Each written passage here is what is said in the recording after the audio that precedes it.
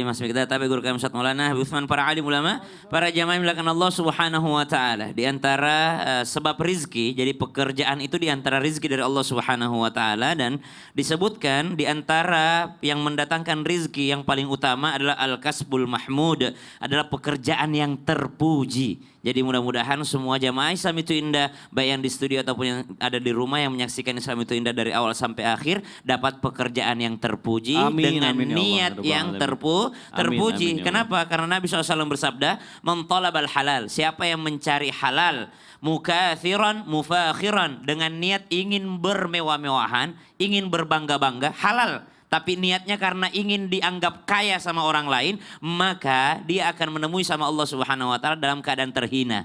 Jadi halal saja tapi niatnya tidak bagus, itu masih menjumpai sama Allah dalam keadaan hina dan Allah marah padanya. Siapa yang mencari yang halal dalam keadaan niat karena ingin menjaga diri dari minta-minta kepada manusia, karena niat mengikuti Nabi SAW, mengikuti para anbiya, maka ini yang menjumpai Allah Subhanahu wa taala dalam keadaan wajah bersinar bak bulan purnama. Berarti niatnya juga harus bagus, karena niat yang bagus akan mendatangkan hasil yang bagus. Jamaah, kenapa ada rumah tangga yang akhirnya hancur disebabkan faktor ekonomi? Karena dari awal niatnya sudah tidak bagus. Saya nikahi dia karena dia kaya. Ternyata roda berputar, awalnya kaya, lama kelamaan kekayaannya bisa dicabut sama Allah Subhanahu wa taala. Maka jangan sampai kita menganggap pernikahan itu hanya akan bahagia di dunia. Pengennya pernikahan itu bahagia fid dunya wal akhirah.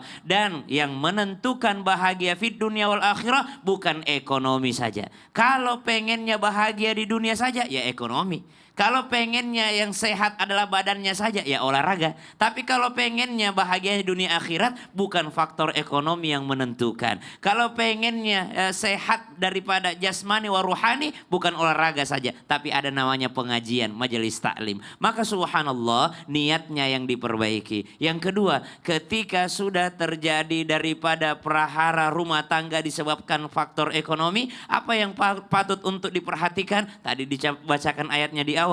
وَمَنْ يَتَّقِ اللَّهَ يَجْعَلْ لَهُ مَخْرَجًا وَيَرْزُقْهُ مِنْ حَيْثُ لَا يَحْتَسِبُ وَمَنْ يَتَوَكَّلْ عَلَى اللَّهِ فَهُوَ حَسْبُهُ. Bertakwa kepada Allah, Allah kasih jalan keluar, Allah kasih rezeki dari jalan yang tidak disangka-sangka. Kalau lagi ada masalah, ibu-ibu Sarolangun kemana bu?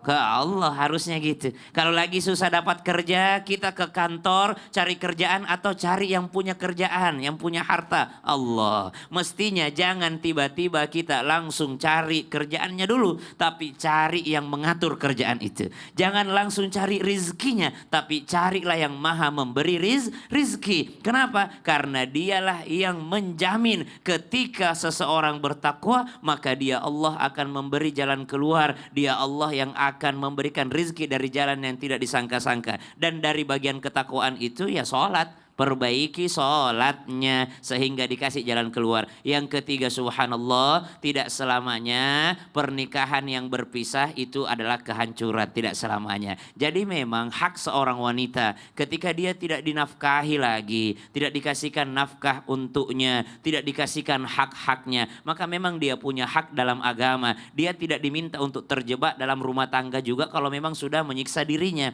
Misalnya dia memang mesti dinafkahi, dia mesti menyelamatkan dirinya, maka tidak mesti juga dikatakan kalau berpisah berarti kehancuran. Kita lanjutkan setelah Indonesia Raya.